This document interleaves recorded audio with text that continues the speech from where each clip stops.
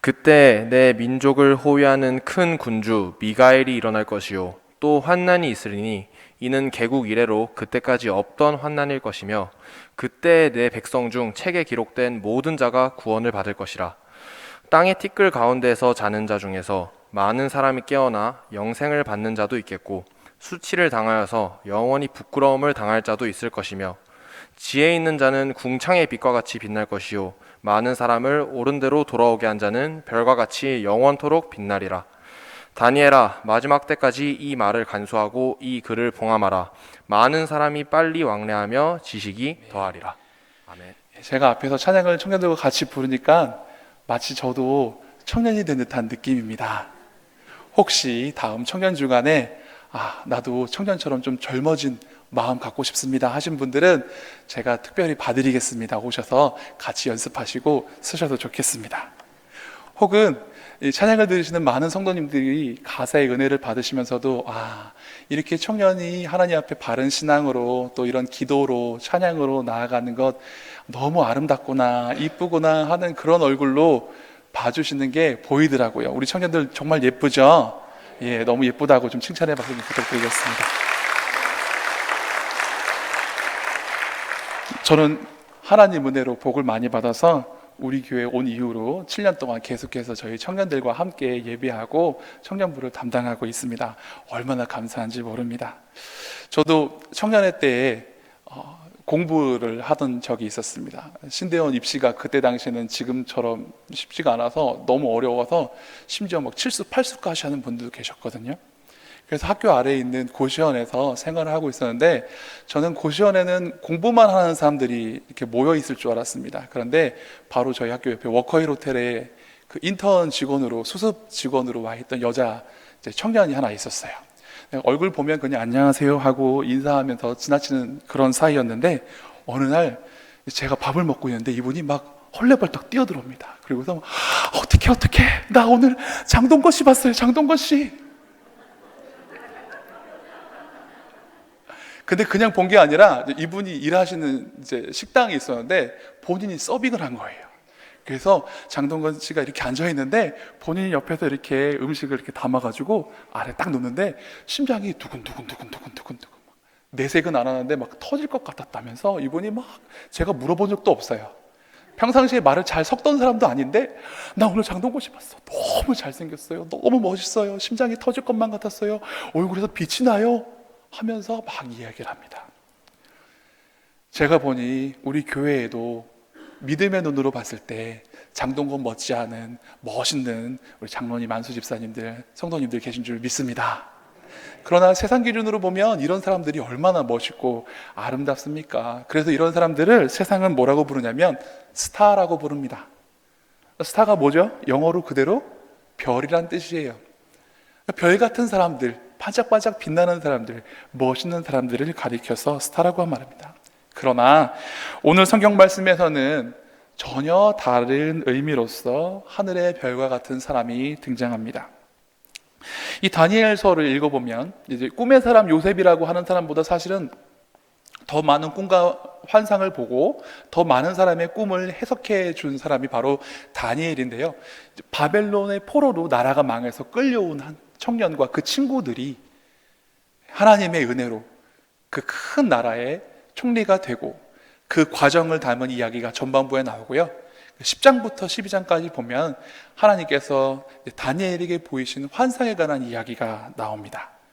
이 큰 나라 바벨론이 망하고 페르시아와 다른 여러 나라를 지나서 그리스 헬라 제국까지 이르는 내용이 11장 요 앞에까지 등장하고요. 그리고 그 이후에 12장에는 세상 마지막 종말의 날, 여호와의 날이 등장하게 됩니다. 그래서 오늘 본문에 나오는 이 하늘의 별과 같이 빛나는 사람은 말세 시대에 정말로 별과 같이 빛남으로 많은 사람들을 옳은 대로 인도하는, 생명으로 인도하는 사람이라고 그 사람을 소개하고 있습니다. 1절 말씀을 다 함께 읽어보도록 하겠습니다. 그때에 내 민족을 호위하는 큰 군주 미가엘이 일어날 것이요 또 환란이 있으리니 이는 개국 이래로 그때까지 없던 환란일 것이며 그때 내 백성 중 책에 기록된 모든 자가 구원을 받을 것이라. 아멘.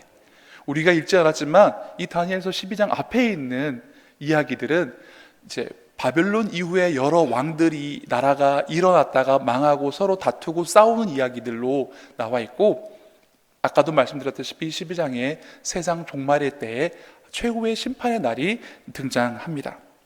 그런데 이 심판의 때에는 어떤 일이 일어나냐? 큰 환란이 일어납니다. 이전까지 없었던 큰 환란이 일어난다고 말합니다. 그러나 우리가 두려워하지 않아도 되는 것은 그때 하나님께서 하나님의 택하신 백성들을 돕기 위해서 천사 미가엘을 보내주신다라고 성경이 말씀해 주시고 계십니다. 그리고 내 백성 중 책에 기록된 자, 생명책, 하나님의 생명책에 기록된 자들은 구원을 받게 되는 것입니다.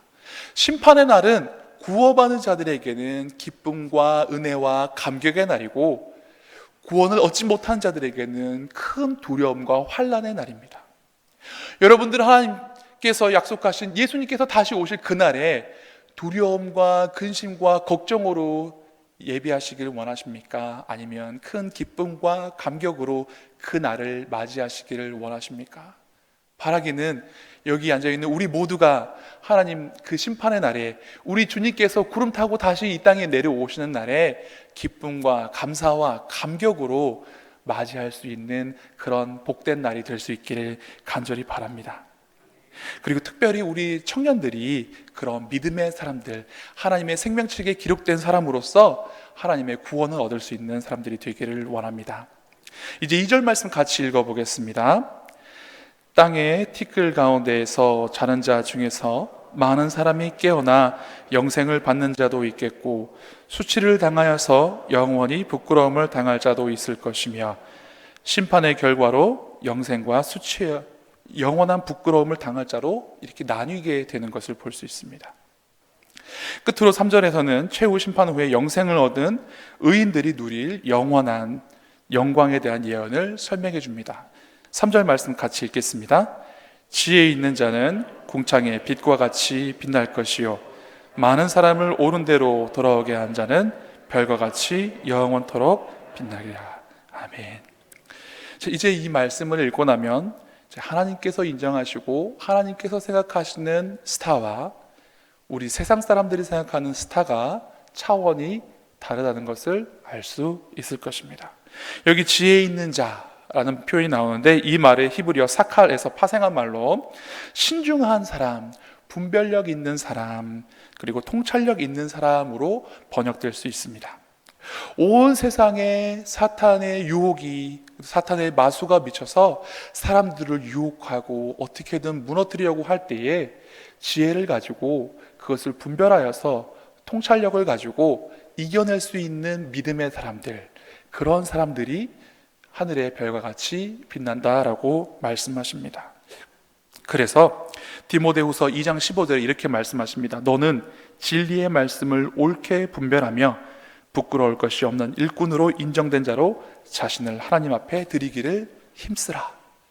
그냥 되는 것이 아니라 한 번만 통찰 잘하고 한 번만 분별 잘해서 한 번의 욕만 잘 넘어가면 되는 것이 아니라 주님 오실 그날까지 계속되어지는 이런 모든 유혹과 시험들에 대해서 깨어서 예비함으로 분별하는 그런 지혜로운 사람들, 그리고 이 지혜로운 사람들과 병행구조를 이루고 있는 많은 사람을 옳은 대로 돌아오게 하는 자, 말 그대로 하나님께로 많은 영혼들을 이끌어내고 하나님의 말씀대로 살아가도록 사람들을 인도할 수 있는 자가 하늘의 별과 같이 빛난다라고 말씀하시는데, 저는 특별히 오늘 우리 청년들이 이와 같이 하늘의 별과 같이 빛나는 사람들, 하나님 보시기에 빛나는 사람들 되시기를 간절히 바랍니다. 그리고 그런 청년들이 넘치는 교회, 복된 교회 되지 않겠습니까? 여러분들도 다 청년할 때 있으셨죠? 지금도 마음은 청춘이시죠?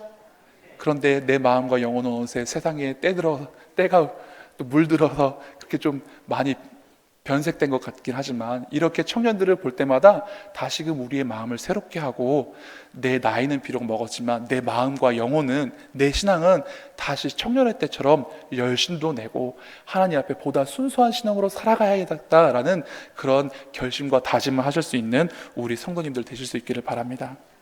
자, 그럼 이제 지혜 있는 자, 또 많은 사람을 옳은 대로 인도하는 사람의 특징에 대해서 다니엘서의 말씀들을 살펴보면서 다니엘의 삶을 통하여서 한번 생각해 보고자 합니다. 첫 번째로, 다니엘과 같이 지혜로운 사람은 극한의 상황에서도 포기하지 않고 좌절하지 않고 불평하지 않습니다.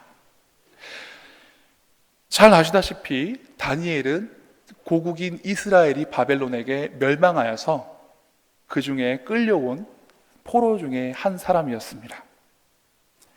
그렇지만 일반 포로들과 같이 불평하고 원망하고 초라하고 보잘것없는 것이 아니라 다니엘서 1장 4절 말씀에 보면 흠이 없고 용모가 아름다우며 모든 지혜를 통찰하여 지식에 통달하며 학문에 익숙하여 왕궁에 설만한 사람 중에 한 사람이었다라고 성경은 말합니다. 내 처지나 신분은 그렇지 못하지만 인격의 고결함, 또 신앙의 품위는 잃지 않는 것, 그것이 중요합니다. 신약 성경에서는 바울이 이런 모습을 잘 보여주고 있죠. 빌립보에서 복음을 전하고 귀신 들린 자를 고쳐주었는데 억울하게 누명을 쓰고 감옥에 갇힙니다. 재판도 받지 못한 채로 무조건 감옥에 갇힙니다. 그런데 그는 거기서 불평과 원망으로 하나님 앞에 투정 부리지 아니하고 오히려 기도와 찬송으로 그 시간들을 이겨냈습니다.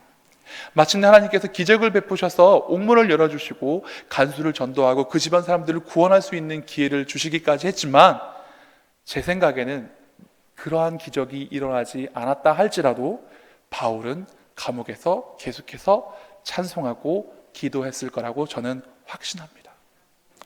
요즘 청년들과 이야기하다 보면 청년들이 처한 상황이 너무 힘들고 어렵고 희망이 없어 보입니다. 옛날에는 대학교만 나오면 그래도 좋은 직장 구한다고 하잖아요. 근데 요즘은 대학교도 나와야 되고요, 어학연수도 갔다 와야 되고요, 자격증도 있어야 되고요, 그것도 모자라서 대학원 공부하고요, 또 다시 무슨 여러 가지 시험들을 준비합니다. 그래도 좋은 직장 구하기가 쉽지 않습니다. 또 직장을 구해서 이제 서울이나 다른 먼 지역으로 또 가서 생활하려고 하면 집값은 왜 이렇게 비싼지요. 월세도 엄청나게 비싼데 서울에서는 단칸방에 반지하에 이렇게 살아가야 되는 청년들이 참 많이 있습니다. 또 이제 돈을 모아서 결혼하려고 하면 지방에 있는 집값들도 비쌉니다. 저는 오산시 내에 있는 아파트 값을 우연히 청년들과 얘기하다가 조사하게 됐는데 강남 아파트 값인 줄 알았어요. 제 생각에, 이제 제가 생각에 갖고 있던 강남 아파트 값이라고 생각하는 게 여기 동탄에도 있고 오산에도 있더라고요. 아직 오산은 그 정도까지는 아니지만 제가 생각했던 강남 아파트 값이 동탄에 있는 걸 보고 깜짝 놀랐어요. 그래서 도대체 강남은 얼마나 비쌀까 했더니 강남 압구정동은 40억짜리 집도 있더라고요. 별로 안 놀라시네요. 여유가 있으신가 봅니다. 청년들과 얘기하다 보면 취직도 어렵고 결혼 준비하는 것도 어렵고, 그렇다고 그들이 노력을 안 한 것은 아닌데 왜 이렇게 힘들고 왜 이렇게 불평하고 원망할 것들, 그런 일들만 넘치는지 모르겠습니다. 그러나 바라기는 우리의 청년들은 그러한 상황 가운데서도 영적으로 깨어 있어서 불평과 원망으로 시간을 보내는 것이 아니라 믿음의 확신을 가지고 깨어서 세상을 바라보며 분별하고 열심을 내어서 이겨낼 수 있는 우리 청년들이 될 수 있기를 간절히 바랍니다. 그런 청년 자녀를 둔 부모님들도 곁에서 보시기 마음 아프시고 안쓰럽기도 하실 텐데요, 그럴 때에는 내가 이 자녀들을 위해서 무엇을 해줄까 영적으로 기도로 후원해 줄 수 있는 그런 믿음의 부모님들 되실 수 있기를 바랍니다. 내 자녀가 아니라 다행이다라고 생각하지 마시고 다 우리 한 교회 믿음 안에서 낳은 자녀라고 생각하시고 우리 청년들 생각나실 때마다 고3 수험생들 뿐만 아니라 청년들을 위해서 기도해 줄 수 있기를 바랍니다. 이처럼 세상이 어두워지고 더 어두워질수록 빛나는 것은 무엇입니까? 별입니다. 별은 밝으면 잘 보이지 않습니다. 제가 별을 보러 갔는데요, 달이 뜨니까 별이 안 보인다고 그러더라고요. 어두울수록 별이 빛나는 것처럼 이 시대가 어둡고 어려울수록 우리의 청년들은 더욱더 빛나는 사람들이 될 수 있기를 바랍니다. 둘째로, 다니엘과 같이 지혜로운 사람은 자기의 뜻에 반한다고 해서 무조건 반대하는 사람이 아니라 대안을 제시할 수 있는 지혜로운 말을 할 수 있는 사람이어야 합니다. 지혜로운 말로써 상황을 극복하는 사람입니다. 다니엘과 세 친구는 바벨론 왕 앞에 서기 전 3년 동안 그 나라의 교육을 받습니다. 그리고 왕이 제공하는 음식을 먹어야 했습니다. 환관장이 그들에게 음식을 먹으라고 했는데 그 음식들 대부분은 이스라엘 사람으로서 하나님께서 먹지 말라고 한 것들이 많이 있었습니다. 저 같으면 저는 못 먹겠습니다, 이렇게 쉽게 한마디 했을 텐데 다니엘은 그렇게 말하지 않습니다. 청하오니 당신의 종들을 열흘 동안 시험하여 채식을 주어 먹게 하고 물을 주어 마시게 한 후에 당신 앞에서 우리의 얼굴과 왕의 음식을 먹는 소년들의 얼굴을 비교하여 보아서 당신이 보는 대로 종들에게 행하소서. 우리는 히브리 사람으로서 임금님이 주시는 그 음식을 먹을 수 없습니다 라고 하면 자신의 신앙은 지킬 수 있을지 몰라도 자기를 담당하고 있는 환관장도 난처하게 될 것이고 또 임금님께도 반역하는 일이 돼서 주변의 다른 친구들까지 위험해질 수 있는 상황이었습니다. 그러나 다니엘은 지혜로운 말로써 간구하고 요청하면서 자기의 신앙도 지키고 상대방의 어려움도 또 상대방에게 피해를 주지 않는 그런 방법도 찾아낼 수 있었던 것입니다. 청년들의 특징 중에 하나는 뭐냐면 기성세대들에 대한 비판 혹은 기성세대의 잘못된 것들을 바라보고 또 문제를 이야기하는 그런 능력이 있습니다. 그런데 제가 요구하는 것은 단순히 기성세대들에 대한 비판과 불평보다는 더 나은 대안을 제시할 수 있는 데까지 우리의 청년들이 지혜롭고 믿음 안에서 자라갈 수 있는 성숙한 사람이 될 수 있기를 바랍니다.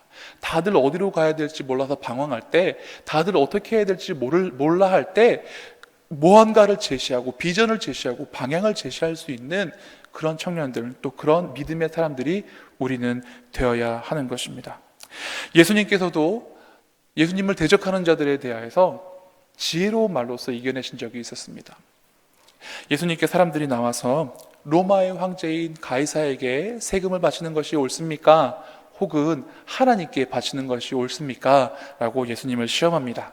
이것이 얼마나 대답하기 어려운 질문이었냐면, 만일 가이사에게 바쳐야 한다라고 말을 하면 당신은 어떻게 유대인으로서 로마 사람에게 세금을 바치라고 합니까? 라고 할 것이고, 아니 하나님께 바쳐야지 라고 하면 로마 황제에 대한 반역이라고 꼬투리를 잡아서 예수님을 감옥에 넣을 수 있는 그런 이유가 되는 질문이었습니다.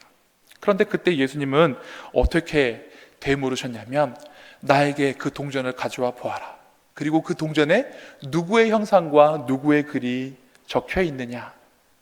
그러자 사람들이 가이사의 것입니다. 그때 예수님의 대답 다들 아시죠? 가이사의 것은 가이사에게, 하나님의 것은 하나님에게.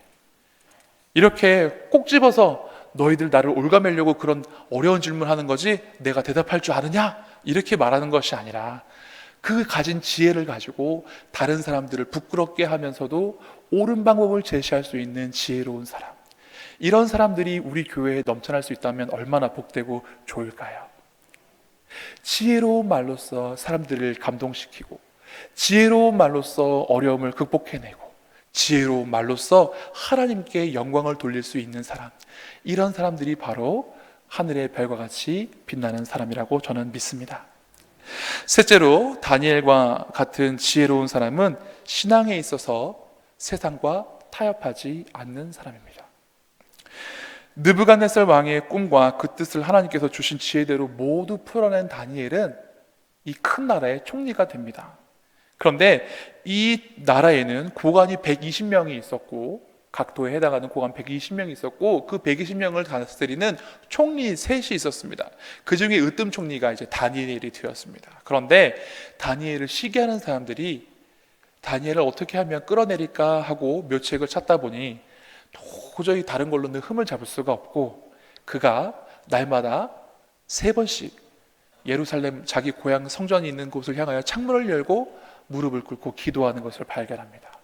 어쩌다 한번 기도하다 보다 했더니 그게 아니라 날마다 정한 시간에 그렇게 창문을 열고 남들이 보이기에도 탁 보이게 그렇게 기도하는 모습을 봅니다. 그리고서 이들이 왕에게 나가서 이야기하죠. 임금님, 이 나라에서 가장 위대하신 분이 누구십니까? 임금님이시죠. 그러니 단 30일 동안 오직 임금님께만 경배하고 무릎 꿇고 찬양하게 하시고 그 조서를 만들어서 모든 백성에게 명령을 내려서 지키게 하십시오. 이 말은 겉으로 듣기에는 임금님이 참 멋지시고 훌륭하십니다, 오직 임금님이 최고십니다 라고 하는 아첨하는 말로 들리기도 했지만, 반대로 그 안에는 다니엘을 견제하고 끌어내리려는 계략이 있었습니다. 그래서 성경 말씀에 보면 다니엘서 6장 10절에 다니엘이 이 조서에 왕의 도장이 찍힌 것을 알고도 라는 말이 나옵니다. 그 말은 뭐냐면 이 말을 지키지 못할 시에는 자기의 직위와 직분뿐만 아니라 목숨까지 날아갈 것을 알고도 라는 의미가 있습니다. 그럼에도 불구하고 다니엘은 자신의 목숨보다 하나님 믿는 믿음이 더 귀한 것을 택하였습니다.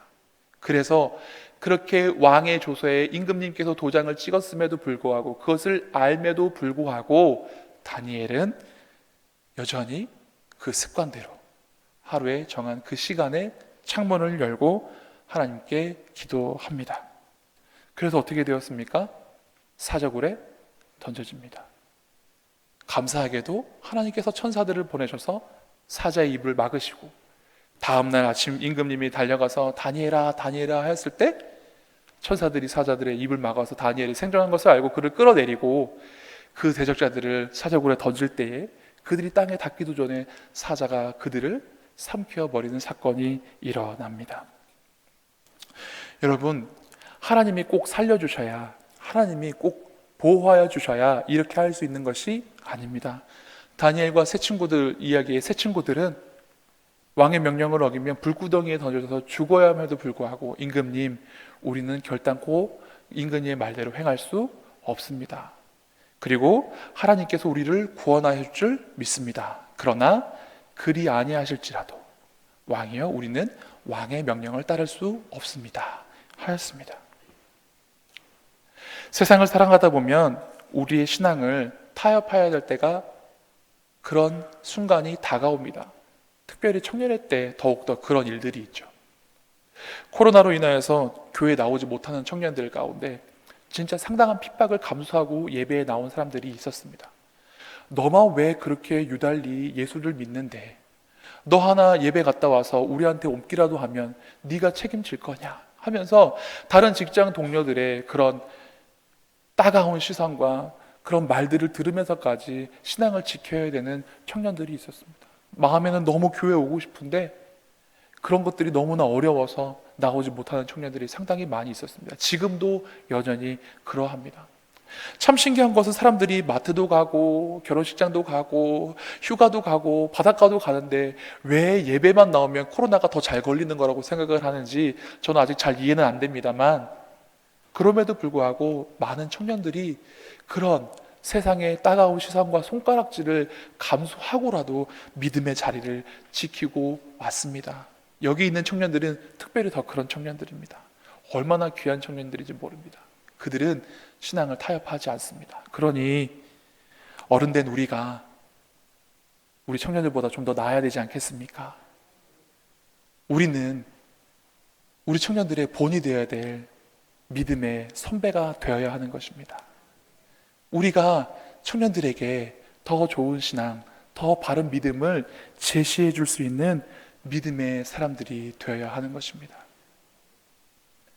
베드로도 목숨의 위협을 여러 번 당했습니다. 공회에서 협박까지 당했습니다. 도무지 그 이름으로 이제는 예수님의 이름으로 선포하지도 말고 절하지도 말라고 합니다. 그런데 예수님 잡힐 당시에는 옆에 있던 여인이 너 예수님과 함께 있었지? 난 예수님 모른다고 3번이나 부인했던 그 베드로가 그때 그 사람들의 공회에 끌려가서 협박을 당하고 매를 맞고 옥에 갇혔을 때는 하나님 앞에서 사람의 말을 듣는 것과 하나님 말 듣는 것 어느 것이 옳으냐? 나는 하나님 말씀을 들어야 된다라고 담대하게 이야기합니다.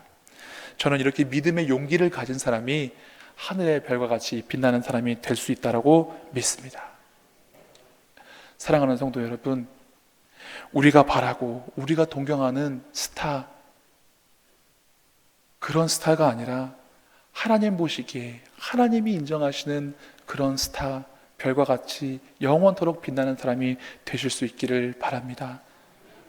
지혜로운 자, 분별하는 자, 통찰력 있는 자로서 많은 사람들을 이 어두운 시대에 빛으로 인도하고 생명으로 이끌어낼 수 있는 사람, 그런 사람들이 여기 우리 청년들이 되고 우리 성도님들이 되시기를 간절히 축원합니다. 기도하시겠습니다. 하나님, 세상에 많은 사람들이 세속적인 스타를 동경하며 그들처럼 되는 삶을 꿈꿔옵니다. 그러나 하나님, 하나님께서는 그런 사람들이 하늘의 별과 같은 사람이 아니라 지혜로운 자, 많은 사람들을 옳은 대로 인도하는 자가 영원토록 하늘에 빛나는 별과 같은 사람이 될 것이라고 말씀하셨습니다. 하나님, 점점 더 영적으로 어두워지는 이 시대에 하늘의 별과 같이 빛나는 그런 사람들이 우리 교회에 넘쳐날 수 있도록 도와주시옵소서. 특별히 청년 주간 예배를 드리는데 우리 청년들 가운데 다니엘과 같은 믿음의 청년들을 세워지게 하여 주시옵소서. 또한 그들에게 부끄럽지 않은 신앙을 가진 우리가 되게 하여 주십시고, 신앙의 본이 되며 앞에서 이끌어줄 수 있고 바른 신앙을 전수할 수 있는 믿음의 선배들을 세워지게 하여 주시옵소서. 이러한 전통이 우리 교회 주님 오실 날까지 끊임없이 계속되어서 하나님께서 오시는 그날, 환난과 고통의 그날 우리가 오히려 기쁨과 감사와 감격으로 주님을 맞이할 수 있도록 은혜 베풀어 주시옵소서. 감사드리며 예수님 이름으로 기도드리옵나이다. 아멘.